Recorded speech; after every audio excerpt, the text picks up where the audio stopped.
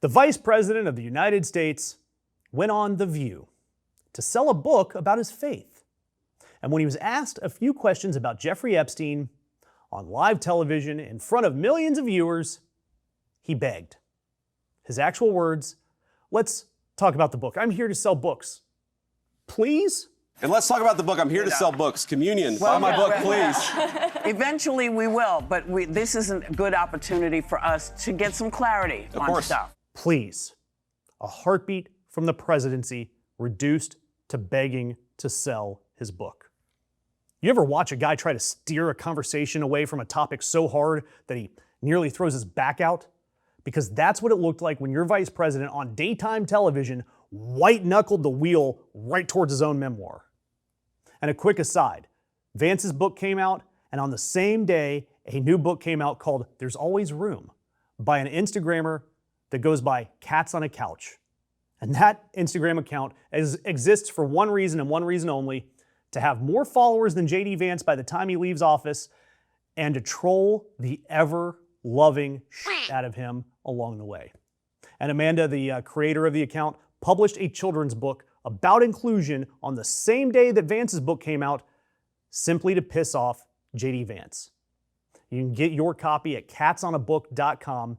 And then I want you to do me a favor. Hop on that Cats on a Couch page and tag us at Ring of Fire Network and let them know that you want to see me doing a reading of that kid's book. I would love it. It would be fantastic.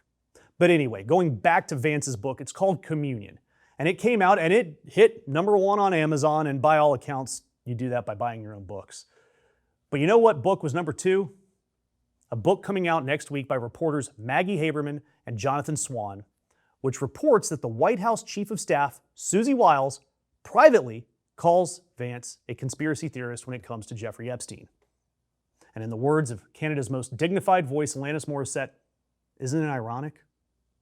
And Vance, by the way, on the air, essentially confirmed the story, which to me is the most wild part of all of this, because he said on TV that he loves Susie Wiles, but yes, she thinks he's a conspiracy theorist on the Epstein stuff because he thinks it's crazy that you had this guy, who is clearly a predator, hanging out with a lot of very powerful and wealthy people.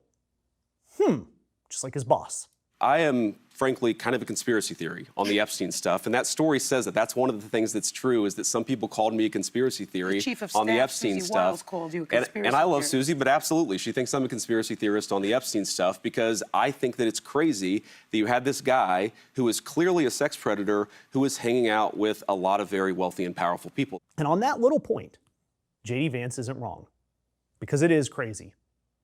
And why is it so crazy that the administration, that J.D. Vance is the #2 guy in, why is that administration still sitting on roughly 2.5 million pages of the Epstein files?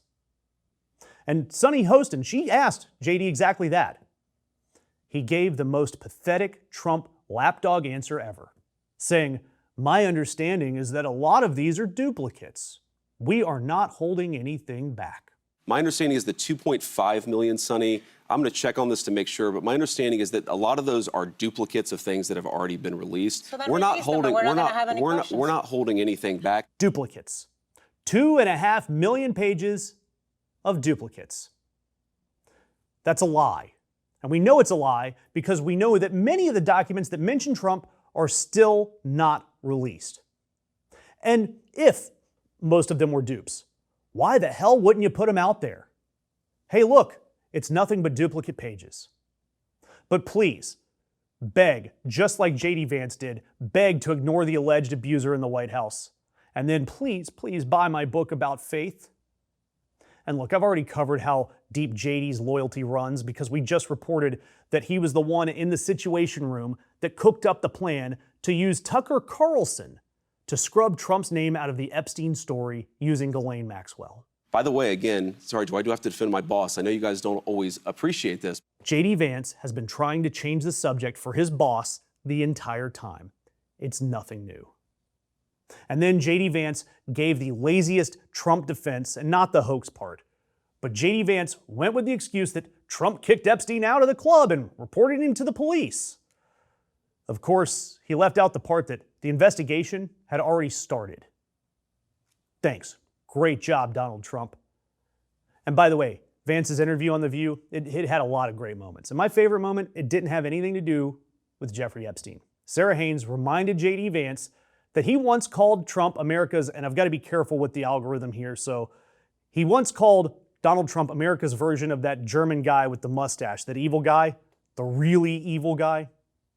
Vance also called Trump an idiot, called him reprehensible, and when he was asked about what changed, J.D. Vance said, "A little humility." You know, first of all, it's been well covered that I was a critic of Donald Trump back in 2015 and 2016. Now, obviously, I'm sitting here as the Vice President of the United States in the Trump administration.